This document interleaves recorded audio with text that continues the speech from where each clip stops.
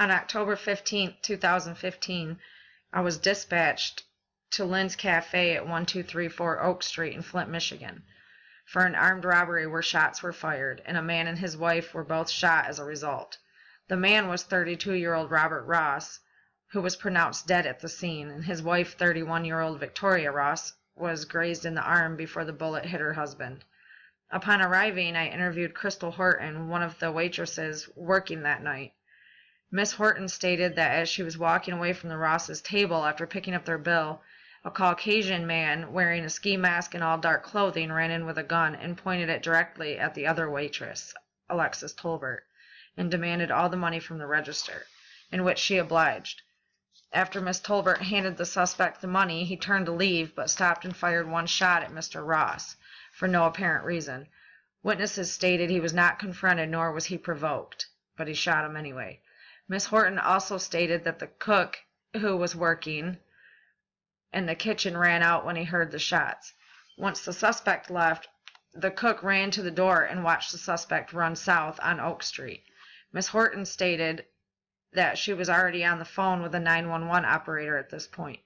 After interviewing witnesses and waiting for responders to take Mr. and Mrs. Ross to the hospital, my partner and I left and headed south. I notified other officers to be on the lookout for the suspect. Less than 30 minutes later, we spotted a man fitting the description running eastbound on Timber Lane, almost to his house. We picked him up due to him fitting the description. On the way to the station, I asked the suspect general information such as his name, age, address, and whether he had ID. I told him he fit the description of the suspect, and he stated he was just out for a night jog. He was fairly cooperative, but he fit the description, and I also noticed he had blood on his clothing.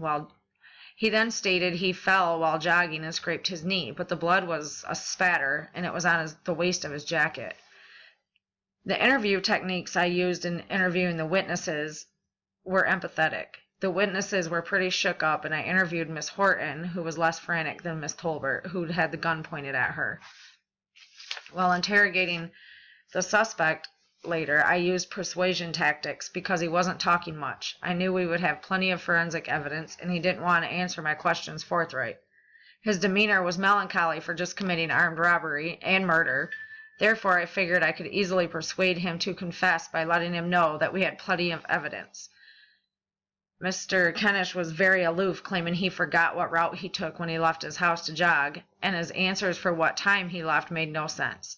After reiterating that we had video evidence, fingerprints from the gun that another officer found in the ditch just 75 yards away from the cafe, and gunpowder residue testing, the suspect confessed to the crimes, claiming that he felt he had to because he owed a drug dealer who was threatening his family.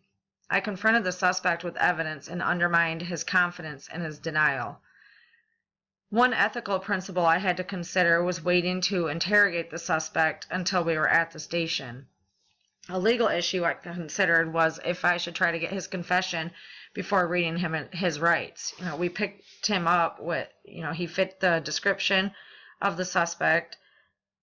He was running. He had blood on his clothing, but we were waiting on the manager at the cafe to get there and get the video so we could take a look at that and know we had more concrete evidence.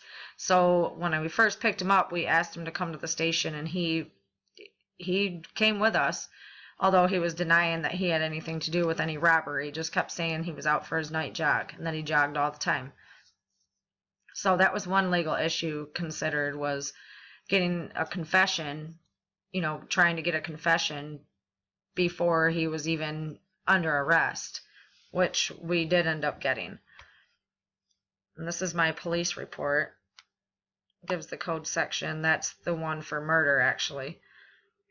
The victim's name, address, age, and the witness's name and information and age. And in here it's checked there's a witness to the crime. The suspect was arrested. A suspect can be described and identified. There's significant physical evidence present. You have fingerprints, bullet casing, blood, firearms, and photographs. And this part right here was my witness interview.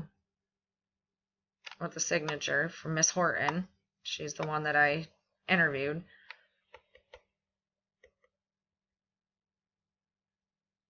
And then this is the suspect report, which has some of the same information, but then it focuses on the suspect, obviously. It was Mr. John Kenish, 20-year-old male, 6'3", 201 pounds, thin build.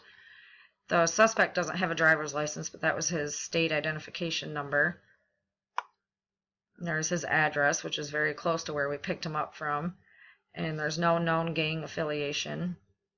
He was running, so he was pedestrian and arrested. And no vehicle. Right here is where it gives all the attributes to the suspect. And in here is my suspect interview.